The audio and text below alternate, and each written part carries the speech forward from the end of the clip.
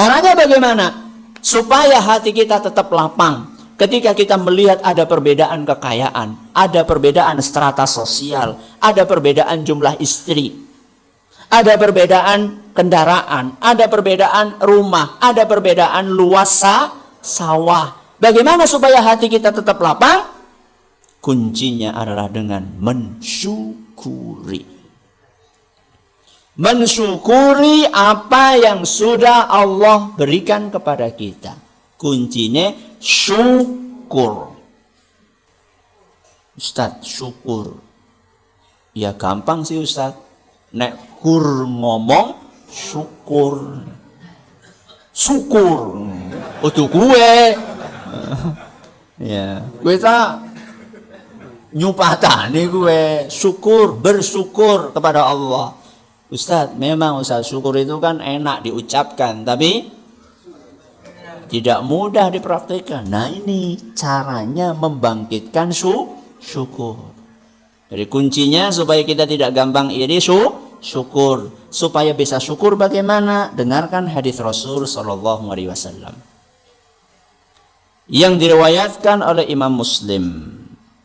Nabi SAW bersabda, unzuru ila man asfala minkum. Lihatlah orang yang di bawah kalian. Kenapa? Lihatlah orang yang di bawah kalian. Wala tanzuru ila man huwa fawqakum. Jangan kalian melihat orang yang di atas kalian. Kenapa? Fahuwa ajdaru alla tazdaru ni'matallah. Karena kalau itu kalian praktekkan, kalian tidak gampang meremehkan nikmatnya Allah. Hadis sahih riwayat Muslim. Jadi membangkitkan rasa syukur pripun carane? Deleng sing nang ngisor aja deleng sing nang dhuwur. Alhamdulillah Ustaz, selama ini saya konsisten Ustaz seperti itu. Kepriwe gue aplikasi ini? Ya ana wong negur saya Ustaz. Kok dene kor Jumatan tok? Si mending nyong. Kowe malah kur Idul Fitri tok. Saya kan melihat yang di bawah Ustaz. Itu kayak gue maksudnya. Ini hadis kata para ulama berkaitan dengan masalah dunia. Masalah dunia niku napa Ustaz? Ya tadi. Kekayaan. Ya. Jadi kalau jenengan dapat gaji 2 juta, lihatlah orang yang gajinya 200.000 mau gitu, sing dirapel 3 bulan. Ya. Lihat yang situ. Sehingga kita tidak meremehkan gaji berapa tadi? 2 juta. Tapi sebaliknya kalau kita senantiasa melihat yang di atas kita, kita dapat gaji 2 juta. Kok ngelihatnya orang yang gajinya 20 juta? Ya bakal bisa syukur. Ya. Selalu ngitung 2 juta. Ya Allah, nolnya kur tambah 1 tapi ya. Iya kan? Tambahnya kan cuma 1 ya. 2 juta sama 20 juta. Cuma 1 tambah nolnya. Tapi rasanya ya Allah. Enak banget ya kayak 20 juta. Ada pengen tuku motor bisa langsung apa? Cash. Nyong jangan suwe banget. Nabung, anaknya lara, entong. Nabung maning, bojone gantian sing opnam, entong maning. Kapan? Selalu punya mesin cuci, bodol ya Allah. Priwe sih ya, penak banget kayak mesin cuci ini lebih apik, jarang bodol. Itu kalau kita ngelihat ke atas. Harusnya kita ngelihat ke bawah. Ngelihat ke bawah gimana Ustaz? Itu loh tetangganya setiap hari pergi ke kali nyuci, gak pernah dia pakai mesin cuci. Malah awaknya sehat. Ya. Karena jalan, ya, pulang, ya. Malah tangannya jadi apa? Keker. Daripada nunggu maboy, ya. Jadi latihanlah melihat orang yang di bawah. Urusan duniawi. Ya. Apalagi Ustaz, EQ. Ya. EQ. Ketika kita merasa EQ saya kok mentok sampai di sini, maka nggak usah kita iri melihat orang yang EQ-nya lebih tinggi. Kita ini ngapal ayat ini sudah dibaca 10 kali nggak apa-apa. Teman saya di samping kurmaca sepisan wis apal, penak banget ya kayaknya. Justru Allah Subhanahu wa taala ketika memberikan EQ kita terbatas. Dan ini bukan berarti kita itu tidak berusaha untuk meningkatkan. Tapi ketika kita memang dikaruniai oleh Allah Subhanahu wa taala EQ yang terbatas, untuk ngapal harus sampai 10 kali, 20 kali, 30 kali, maka justru itu adalah pintu pahala yang Allah bukakan buat kita. Pintu pahala apa? Loh, seandainya kita bisa hafal ayat Alhamdulillahirabbil alamin, itu harus dengan baca 30 kali, berapa pahala yang kita dapatkan? Dibandingkan teman kita yang bacanya cuma sekali langsung hafal. Jadi punyalah pola pikir melihat orang yang di bawah kita. Garis keturunan, nyalah-nyalahkan orang tua kita. Kenapa sih jane ibune jane ora Roro, bapaknya ora Raden? Apa sekarang masih ada yang pakai R gitu ya? Kayaknya wis ora pati ya kayak ya. Nek mbiyen kuwi nek anak R iku yo masuk Raden. Kalau perempuan apa? Roro, RR ya. Raden Roro ya. Atau apa itu istilahnya? Kenapa kok bapak dari orang biasa nggak seperti teman saya yang dia berdarah biru? Kenapa dari bapak abang? Lihat orang yang di bawah. Jangan lihat orang yang di atas. Ada seorang ulama berbagi pengalaman dengan kita bagaimana mengaplikasikan hadis Rasul SAW yang tadi. Ulama namanya Aun ibnu Abdillah rahimahullah. Sinten? Aun ibnu Abdillah. Ini kisahnya disebutkan dalam kitab Hilyatul Auliya. Apa kata beliau? Kata Aun ibnu Abdillah, kuntu ujalisul aghniya. Aku dahulu punya kebiasaan duduk-duduk sama orang-orang kaya. Jadi nek kumpul-kumpul ya karo sing sugih-sugih. Apa efeknya? Fakuntu min aktsarin nasi hamma wa aktsarihim ghamma. Ternyata yang aku rasakan itu sedih terus. Hidup tidak tenang terus. Padahal duduknya sama orang kaya. Biasanya kan nek duduk sama orang kaya kan panganannya ya enak-enak, kumpulannya ya nang nek zaman kiye nang hotel. Ya. Makan siang nang rumah makan anu, esok wis nang kafe. Kayak gitu. Ini kita bicara zaman ini. Kata Aun ibnu Abdillah, dahulu aku punya kebiasaan duduk-duduk sama orang kaya. Ternyata aku bukannya tenang, malah hidupnya gelisah terus. Kenapa demikian? Ara markaban khairan min markabi. Ternyata aku melihat ada kendaraan tunggangan yang lebih istimewa dibandingkan tungganganku. Nek zamannya sekiye, motornya bebek yang kita pakai karena duduknya sama klub-klub apa? Moge, akhirnya kan keton ini cilik temen ya.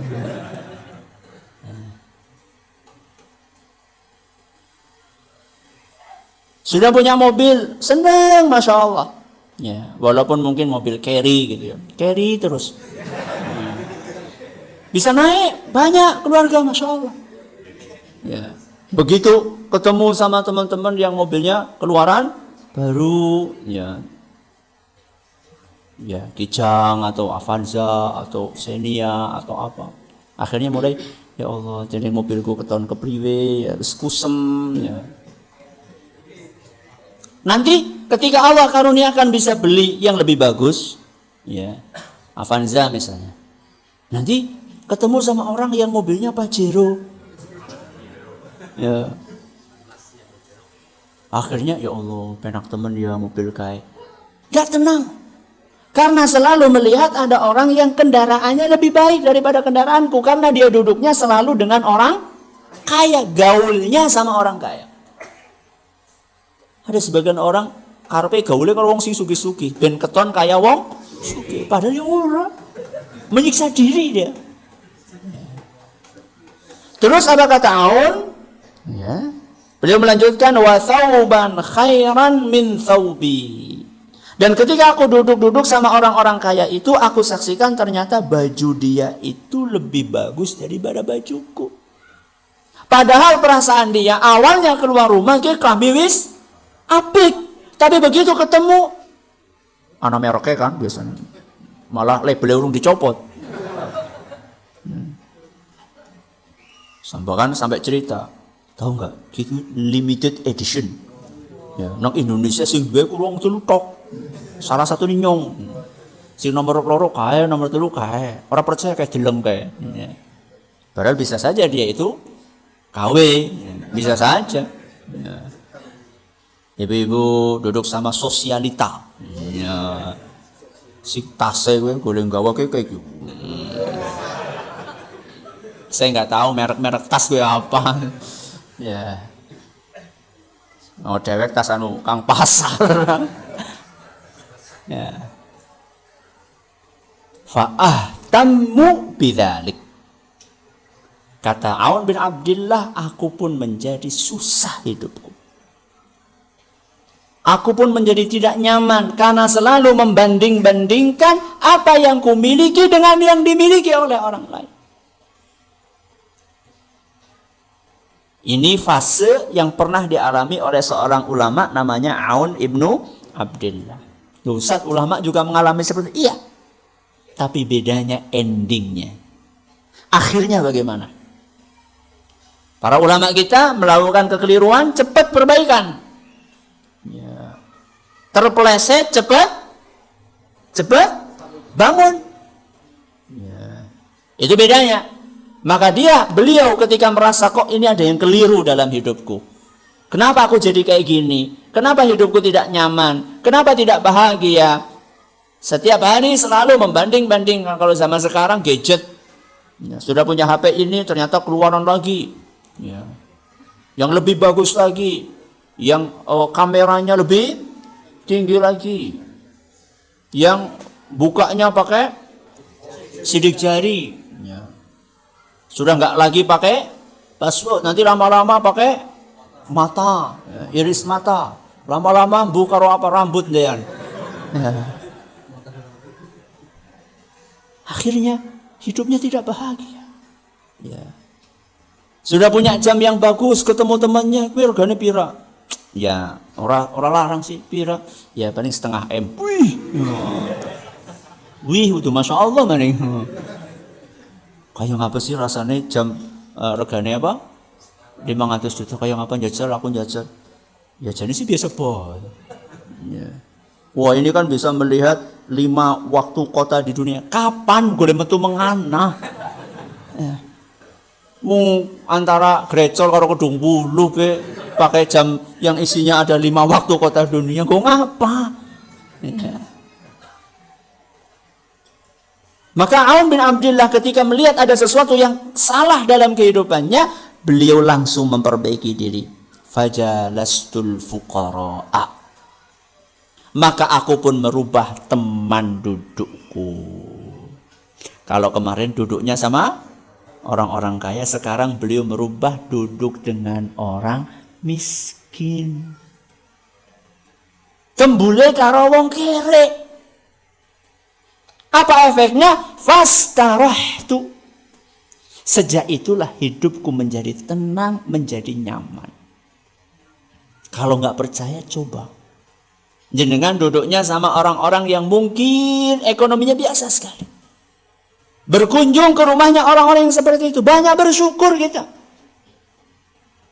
Pernah saya diajak sama salah seorang ustadz berkunjung ke rumah salah seorang jamaah pengajian.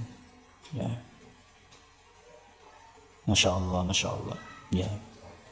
Rumahnya itu di pinggir kali. Sempit gitu. Paling ya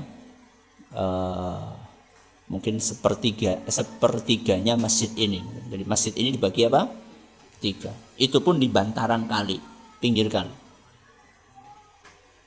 lantainya tanah. Kata beliau kalau lagi banjir, ya, kalau lagi hujan airnya meluap, setelah itu surut, ana ula, ana klobong, ana kodok, ana macam-macam. Ya. Ya. Pekerjaannya apa? Pekerjaannya narik becak. Ya. Udah ditarik maksudnya. Ya, pengemudi becak. Ya. Tapi Masya Allah, anaknya itu ranking 1 terus di sekolah. Ranking 1 terus. Orang lain melihat dia ini hidupnya susah, tapi dia bahagia karena anaknya berprestasi. Ya. Pernah saya sampaikan sebuah cerita tentang seorang milioner di Mesir. Milioner di Mesir. Kaya sekali. Cuman Allah uji dia dengan sakit macam-macam. Ginjalnya sudah dicangkok, apanya, macam-macam sakitnya. Orangnya rajin ibadah. Dan Allah uji dia dengan ujian tidak punya keturunan. Tidak punya anak. Suatu saat dia naik mobil mewah ya, dengan ditemani oleh sopir pribadinya, pulang dari masjid pagi-pagi habis subuhan, habis syuruk dia pulang. Sambil lewat dia beli makanan, diberikan kepada para kuli-kuli bangunan yang lagi pada sarapan. Ya, orangnya baik, Masya Allah, tabarakallah, dermawan. Dipanggil-panggil sama para kuli itu, mampir gitu. Dia orangnya Masya Allah low profile ya. Turun dia duduk bareng sama kuli-kuli bangunan. Dia seorang bukan jutawan lagi, milioner ya. Duduk. Terus kuli-kuli itu pada mengatakan, enak ya urip kayak jenengan. Ya kayak pakai bahasa Arab ya, ini orang Mesir ya. Enak ya urip kayak jenengan, ada sopir pribadi, naik mobil ber-AC, makanan enak. Kemudian beliau katakan, kamu pengen tahu siapa yang lebih bahagia antara saya dengan Anda? Kamu coba tanya salah satu kuli bangunan itu. Kamu anaknya berapa? 6. 2 laki-laki, 4 perempuan. Mau nggak? Seandainya anakmu ini 6-6-nya diijoli. Apa? Diijoli. Diganti, ditukar. Pakai mobil yang saya naiki dengan rumah yang saya tinggali. Mau? Yuk. Jangankan 6-6-nya, 1 pun tidak akan saya berikan. Kenapa?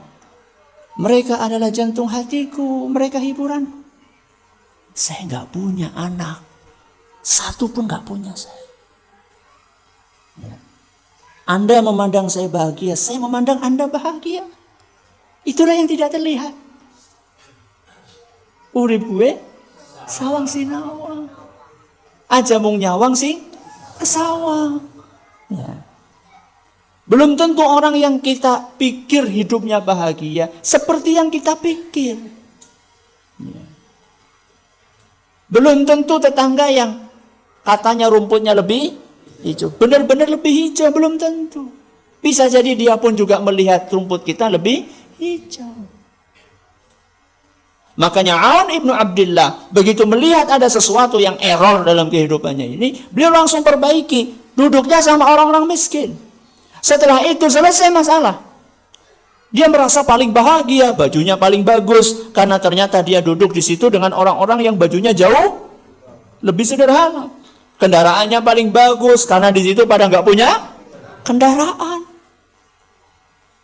Kita sudah punya motor, jangan lihat yang punya mobil, lihat yang sepeda ontel. Yang punya sepeda ontel, lihat yang nyeker, yang jalan kaki. Yang jalan kaki pakai sandal, lihat yang nyeker. Ya. Yang pakai sandal jepit, jangan lihat yang sandalnya kulit. Lihat yang betul-betul kulit temenan. Ya. Asli pakai rusak. Ya. Kulit asli temenan. Lihat dong. Kalau kayak gitu hidup kita akan nyaman.